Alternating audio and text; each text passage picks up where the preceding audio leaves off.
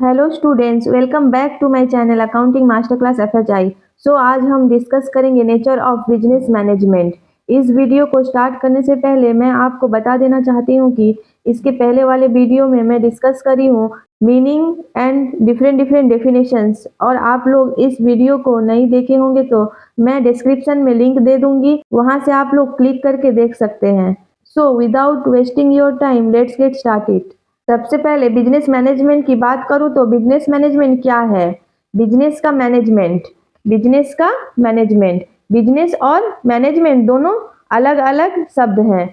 Business का मतलब कोई भी एक्टिविटीज हम यहाँ करते हैं, जिस एक्टिविटीज के तहत हमारा जो ऑब्जेक्टिव होता है वो प्रॉफिट कमाना होता है, उस एक्टिविटीज को हम कहते हैं कि हम बिजनेस करने की कोशिश कर रहे हैं।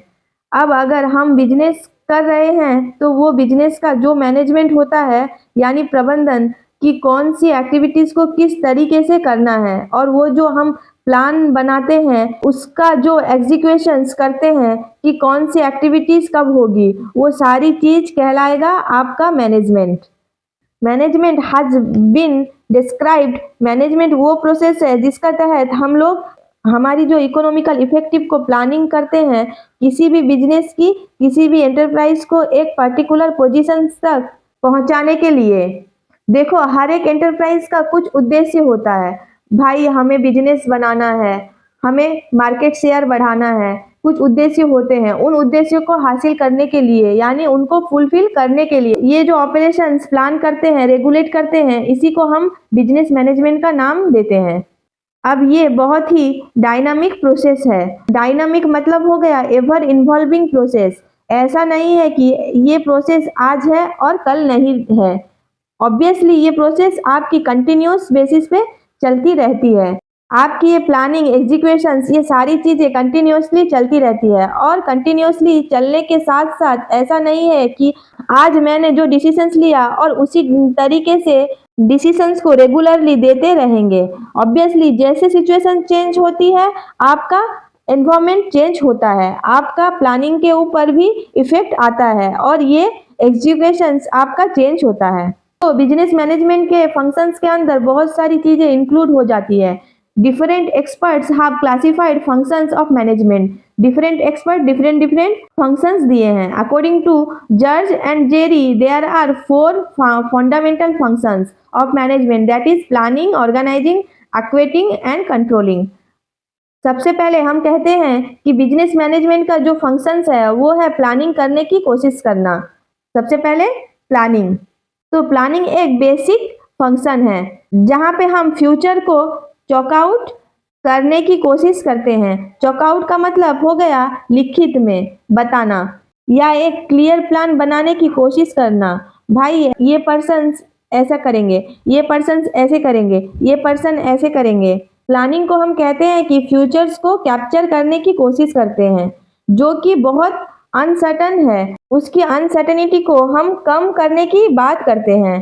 अकॉर्डिंग टू कुंज के हिसाब से planning is a deciding in advance what to do, when to do and how to do it, bridges the gap from where we are and where we want to be. A plan is a future course of action. Koontz के हिसाब से planning is deciding advance, जो हम advance में लेने की कोशिश करते हैं कि किसी चीज को कैसे करना है, कौन सी चीज करनी है, कब करनी है, कैसे करनी है, वो सारी चीजें हम प्लानिंग के तहत डिसाइड करने की कोशिश करते हैं। प्लानिंग की प्रोसेस, प्रक्रिया क्या होती है। सबसे पहले तो उद्देश्य या ऑब्जेक्टिव सेट करते हैं कि ये प्लान बनाना है। जैसे हमें 12 की एग्जाम क्लियर करना है, फेल नहीं होना है। पहले उद्देश्य आपका सेट होना चाहिए, फिर डेवलपिंग निर्धारित करने की कोशिश करते हैं। एक चीज जो है उसके पास पहुंचने की बहुत सारे रास्ते होते हैं। एक चीज हो गया, उसके पास इसके पास पहुंचने की बहुत रास्ते होते हैं, यानी अल्टरनेटिव जो आपके होते हैं, या फिर अलग अलग रास्तों को आप इवैल्यूएट करने की कोशिश करेंगे। बेस्ट जो होगा उसको सिलेक्ट करेंगे, प्लानिंग बनाएंगे और बीच बीच में फॉलो अप लेंगे कि भाई जो सोचा था एक्चुअल में हो रहा है कि नहीं।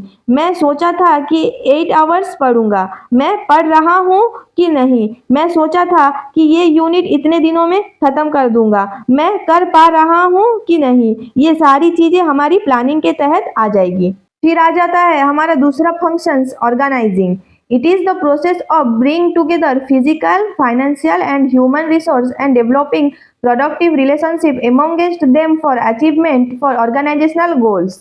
Organizing वो प्रोसेस होता है जिसके तहत हमारे पास देखो physical, financial and human resource होती हैं।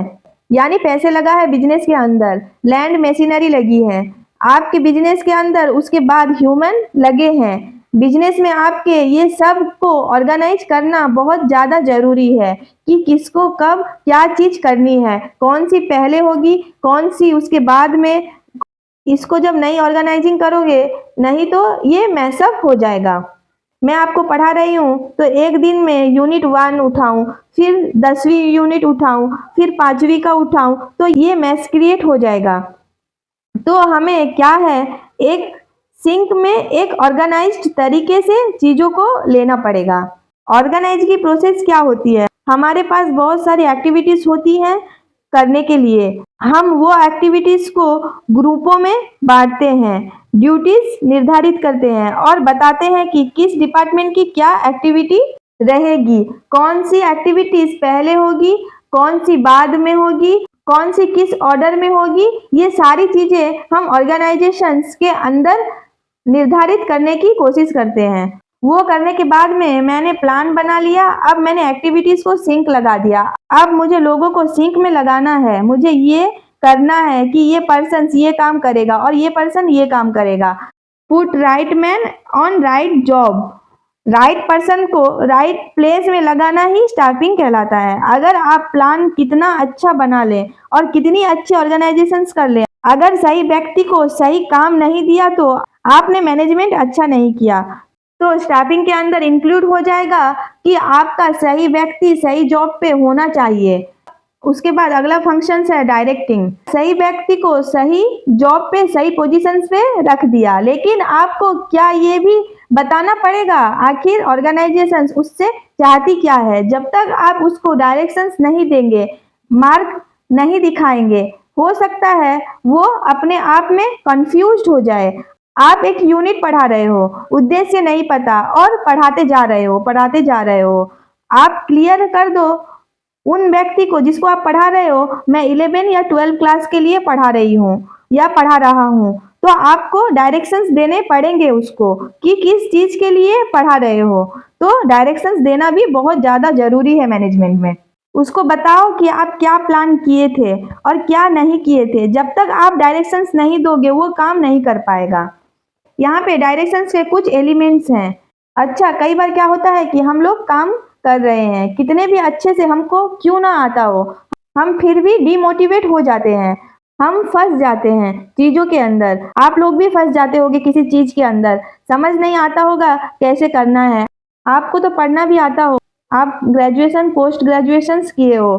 कई बार क्या होता है कि आपको मोटिवेशंस की ज़रूरत पड़ती है, किसी प्रेरणा की ज़रूरत होती है। आप सोचते होगे यार कोई मुझे बता दे तो मैं इसको कर लूँ। ऐसा कोई कर देता है तो आपका माइंड ब्लॉक क्लियर हो जाएगा, आपको ऊर्जा मिल जाएगी, फिर आप वापस से वो काम करने लग जाएंगे। ये सारी चीज़ एक मैनेजर डायरेक्टिंग के अंदर करने की कोशिश करता है। हम सबके साथ भी ये चीज़ होती है। पांचवा फंक्शंस मैनेजमेंट के अंदर आ जाता है कंट्रोलिंग। कंट्रोलिंग करना यानी नियंत्रण करना।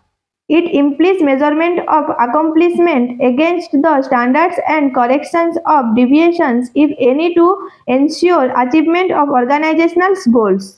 ये टाइम को कंट्रोल करना पड़ेगा, वो टाइम को पूरा करने के लिए उसको प्लान के हिसाब से कंट्रोल करना पड़ेगा। इसको कहते हैं कंट्रोलिंग करने की कोशिश करना। यानी हम कंट्रोलिंग में हम इंश्योर करते हैं कि एक्चुअल में जो प्लान बनाए थे वही सब हो रहा हो, उसको कहते हैं कंट्रोलिंग करने की कोशिश करना। कंट्रोलिंग की प्रोसेस क्या है यहाँ देखते हैं। सबसे पहले हम स्टैंडर्ड परफॉर्मेंस बताते हैं। स्टैंडर्ड परफॉर्मेंस क्या थी, हमें 3 दिन में ख़त्म करना था। एक्चुअल परफॉर्मेंस 5 दिन में ख़त्म हो रहा है हमारे पास में। फिर हमने कहा कंपेयर कर लो और करेक्टिव एक्शन ले लो आप। ये हमारा क्या हो गया, कंट्रोलिंग। आई होप आप लोग को मैनेजमेंट का फंक्शंस पूरा समझ आ गया होगा। अगर आपको नहीं समझ आया तो मुझे कमेंट करें, मैं और आसान तरीके से समझा दूंगी। अगर आप मेरे इस चैनल में नए हैं तो मेरे इस चैनल को सब्सक्राइब कर दीजिए और अपने दोस्तों को भी शेयर कर दीजिए। Thank you.